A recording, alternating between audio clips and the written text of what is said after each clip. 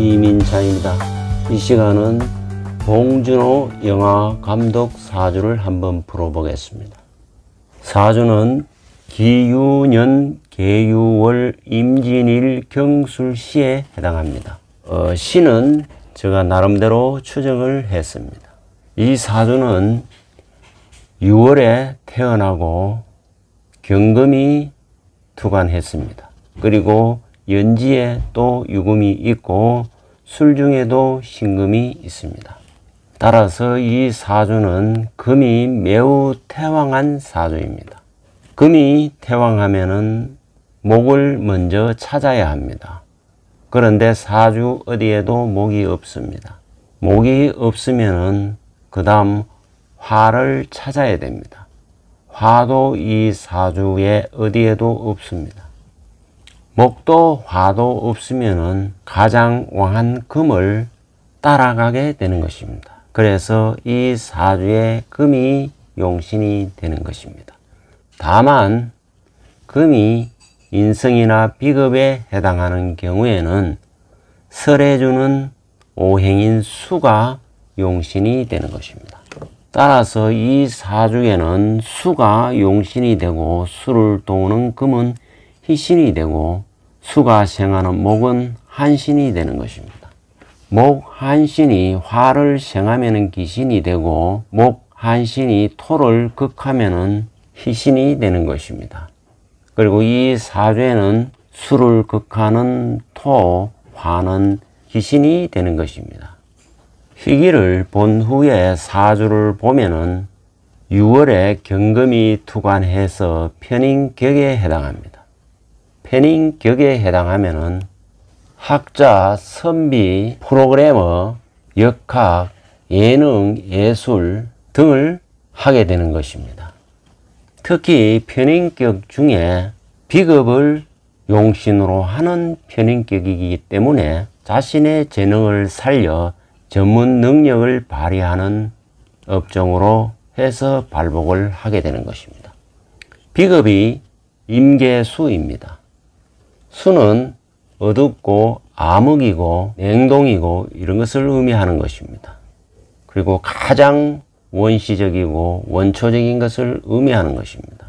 즉 생사와도 관련이 되고 또 가장 기본적인 공포, 불안과도 관계되는 것입니다. 또 암막, 암실 등과도 인연이 되는 것입니다. 그리고 임계수가 뿌리를 내린 진토는 종합적이고 복합적이고 이런 것을 의미하는 것입니다. 다시 말해서 종합적이고 복합적인 것에 관련된 일이면서 암실과 관련되는 일이기 때문에 그리고 예능, 예술이기 때문에 그걸 가장 대표적으로 나타내는 직종은 영화 감독이라고 할 수가 있는 것입니다. 영화는 바로 종합 예술이기 때문에 그렇습니다. 이 유금은 바로 도화의 기운을 띠고 있는 인기살에 해당하는 것입니다. 이것이 바로 진유합으로 종합 예술을 끌어오기 때문에 영화, 예술, 예능에 관련되는 직종에 종사하게 됨을 의미하는 것입니다. 금수가 희용이기 때문에 부모대에 덕을 입었다고 볼 수가 있는 것입니다. 더구나 유금은 희신으로 작용하기 때문에 바로 인덕으로 나타나는 것입니다. 그래서 어떤 일을 하는 경우에 주변에 사람을 통해서 인덕을 통해서 발복하는 기회를 얻게 되는 경우가 많이 발생합니다. 이 사주는 임진 괴강살이기 때문에 리더십도 있고 머리도 총명한 사주라 할 수 있습니다. 더구나 진은 바로 화개살로도 작용하기 때문에 그리고 이것은 관에 해당하고 바로 명예에 해당하기 때문에 진유합으로 인해서 자신의 일로 명예와 인기를 얻게 됨을 의미하는 것입니다. 더구나 유유는 금의 자형살이기 때문에 주로 공포와 생사와 관련된 계통의 일을 하게 되는 것입니다. 그래서 영화 컨텐츠가 대부분 공포물, 생사와 관련되는 내용들이 많습니다. 살인의 추억이나 괴물이나 또 설국열차나 기생충이나 이런 영화를 보면은 상당히 공포물이라는 것을 바로 이 사주가 암시하고 있는 것입니다.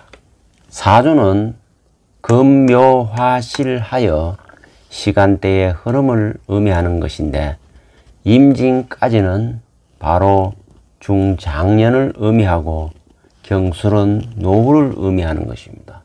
이 사주에서 술토는 귀신으로 작용하는 것입니다. 이것은 술토가 살로 작용하기 때문에 스트레스를 많이 받고 자신이 하고 있는 일에 어려움이 생긴다는 것을 암시하고 있는 것입니다.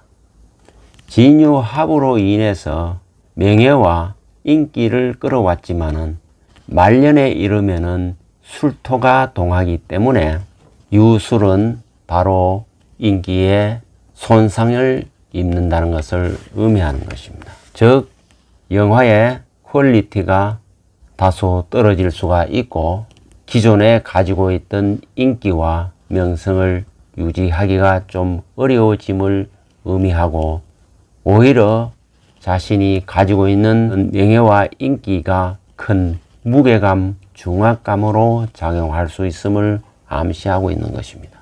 더구나 이 술토는 안티가 생긴다는 것을 의미하기 때문에 팬 관리를 잘 해야 할 것으로 생각이 되는 것입니다.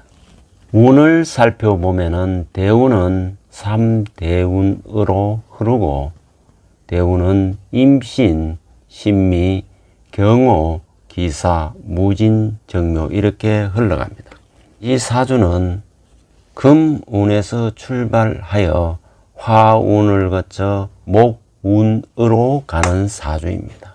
가장 주목이 되는 경호 대운을 한번 보면은 오는 오술 화구를 이루어 귀신으로 작용하기 때문에 오화를 들여와 작업을 하지만은 돈만 빨아들이는 그런 결과를 초래하게 되고 영아에 도전을 하지만은 하는 것마다 흥행에 참패를 하는 그런 시기를 경호대운에서 겪게 되는 것입니다.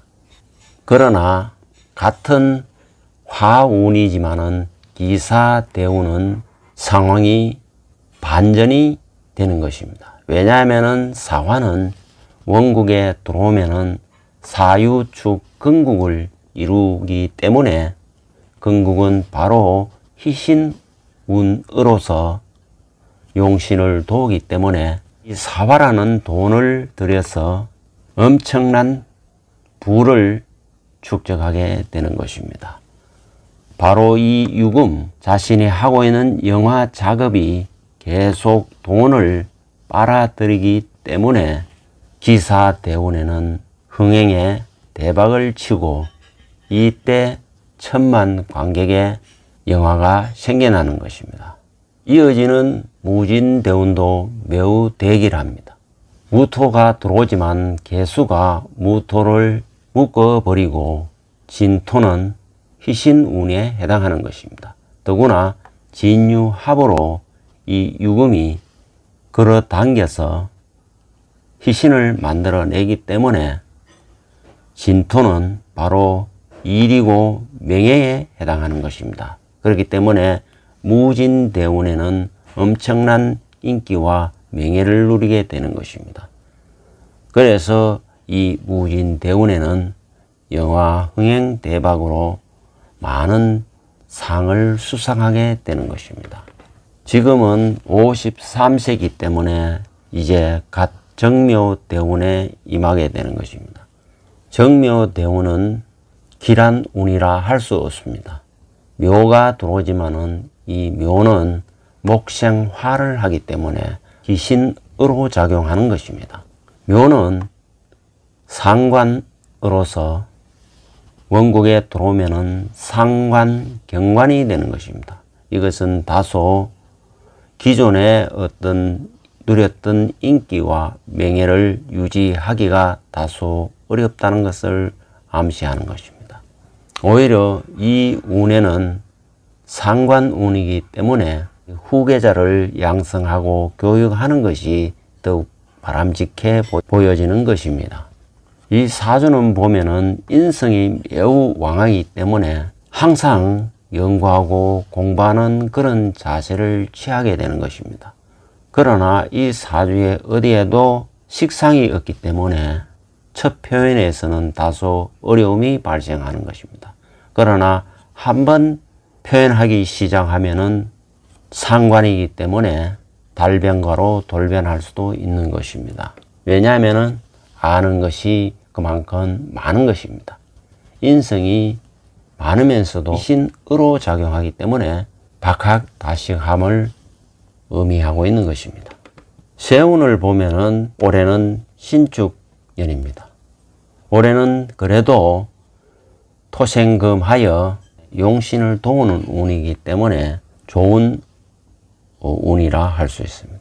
이어지는 이민개묘년도 그렇게 나쁘지는 않습니다.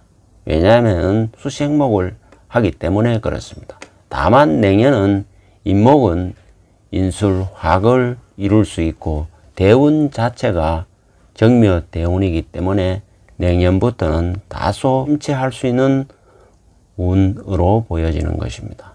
이 사주의 용신은 수고, 수는 바로 임묘진에서 용신의 삼재를 겪기 때문에 내년부터는 다소 어려움을 겪게 될 수도 있는 것입니다. 그러나 이 사주가 총명하고 머리가 비상하기 때문에 슬기롭게 잘 극복해 나갈 것으로 기대되는 사주인 것입니다. 다만 이 사주를 참고할 뿐입니다. 훌륭한 작품이 계속 나오기를 한번 기대해 보겠습니다.